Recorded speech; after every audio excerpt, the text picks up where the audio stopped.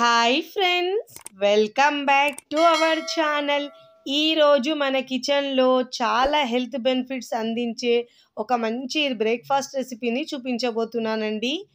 మెయిన్గా ఈ జొన్న రవ్వ బరువు తగ్గాలనుకునే వారికి ఎక్సలెంట్గా పనిచేస్తుందండి. అలాగే డయాబెటీస్ ఉన్నవారికి లేదా హెల్తీ ఎనర్జీగా ఫుడ్ తినాలనుకునే వారికి ప్రతి ఒక్కరూ ఇలా చేసుకొని ఆరోగ్యంగా తినేయచ్చండి. టేస్ట్ అయితే చాలా చాలా బాగుంటుందండి. చేయడం అయితే చాలా సింపుల్, చాలా తక్కువ టైంలో మనం ఈజీగా ఇలా బ్రేక్ఫాస్ట్ని రెడీ చేసుకోవచ్చండి. వీక్లో ఒక్కసారి ఇలా తీసుకోవడం వల్ల హెల్త్కి చాలా మంచిదండి. ఇలా మనం మార్నింగ్ బ్రేక్ఫాస్ట్లోకైనా లేదా లంచ్ డిన్నర్లోకైనా చేసుకొని తినేయచ్చండి. మరి లేట్ చేయకుండా సింపుల్ అండ్ టేస్టీ హెల్తీగా చేసే ఈ జొన్న ఉప్మా రవ్వని తయారు చేసే విధానాన్ని చూద్దాం. ముందుగా ఇక్కడ నేను 1 కప్పు జొన్న రవ్వ తీసుకుంటున్నానండి. ఇక్కడ నేను ఇంట్లోనే పట్టించి తీసుకున్నానండి. మిల్లులో ఇలా కాస్త మనం రవ్వగా పట్టించుకొని జల్లించుకొని తీసుకోవాలి. 1 కప్పు తీసుకున్నానండి. ఇక్కడ నేను సన్నగా తరిగిన ఒక ఆనియన్ తీసుకున్నానండి. సన్నగా తరిగిన క్యారెట్ ముక్కలు, పచ్చిమిరపకాయ ముక్కలు 2 నుంచి 3 తీసుకోవాలండి కట్ చేసి. ఇక్కడ స్టవ్ మీద ప్యాన్ పెట్టుకొని దాంట్లో ఒక 2 టేబుల్ స్పూన్ దాకా ఆయిల్ వేసుకోవాలి. ఆయిల్ కాస్త వేడైన తర్వాత దీంట్లో 1/2 టీ స్పూన్ ఆవాలు వేసుకోవాలి. ఒక 1/4 టీ స్పూన్ జీలకర్ర వేసుకోవాలి.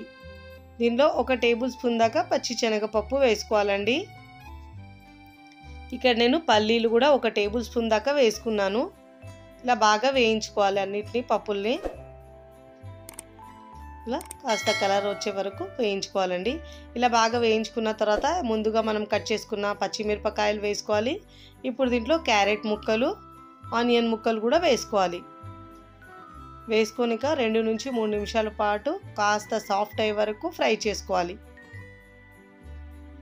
ఇలా సాఫ్ట్గా అయ్యే వరకు ఫ్రై చేసుకోవాలి. మరి రెడ్గా ఫ్రై చేసుకునే అవసరం లేదండి, కాస్త సాఫ్ట్ అయితే చాలు. ఇప్పుడు ఇక్కడ నేను ఒక 5 నుంచి 10 దాకా కర్రీ లీవ్స్ తీసుకోవాలండి. ఇది కూడా వేసుకొని ఫ్రై చేసుకోవాలి. ఇలా బాగా మిక్స్ చేసుకున్న తర్వాత ఇప్పుడు దీంట్లో అల్లం వెల్లుల్లి పేస్ట్ 1 టీ స్పూన్ వేసుకోవాలండి.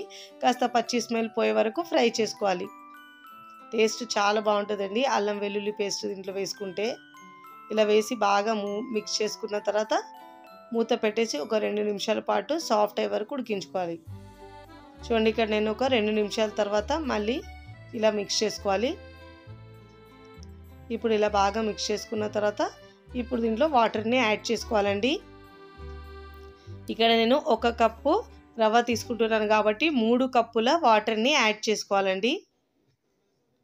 ఫస్ట్ టైం నా ఛానల్ చూస్తున్న వాళ్ళు నా ఛానల్ని సబ్స్క్రైబ్ చేసుకోండి, లైక్ చేయండి, పక్కనున్న బెల్ ఐకాన్ని ప్రెస్ చేయండి. ఇలా ప్రెస్ చేయడం వల్ల నేను పెట్టే వీడియో నోటిఫికేషన్ ముందుగా మీ హోమ్ పేజ్కి వస్తాయి.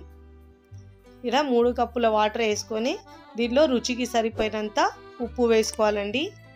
ఉప్పు కారం మీ టేస్ట్ని బట్టి యాడ్ చేసుకోండి. ఇప్పుడు ఇలా మూత పెట్టేసి వాటర్ని ఉడికించుకోవాలండి. చూడండి, ఇక్కడ వాటర్ బాగా ఉడుకుతున్నప్పుడు ముందుగా మనం తీసుకున్న జొన్న రవ్వను దీంట్లో వేసుకోవాలి.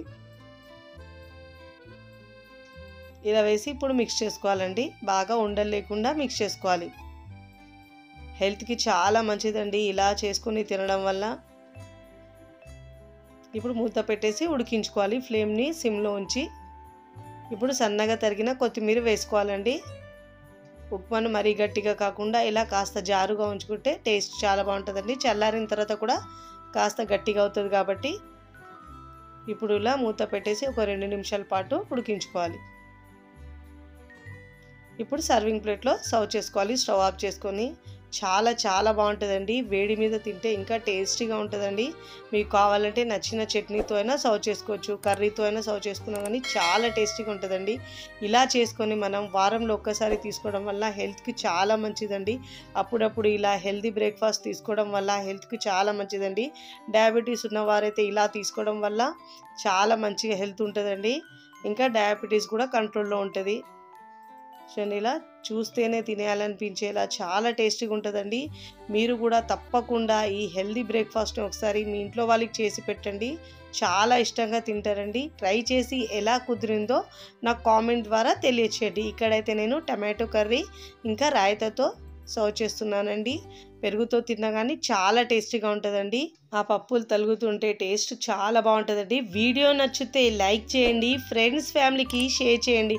మరికొన్ని టేస్టీ సింపుల్ క్విక్ రెసిపీస్ కోసం టీ కిచెన్ని సబ్స్క్రైబ్ చేయండి. Thanks for watching.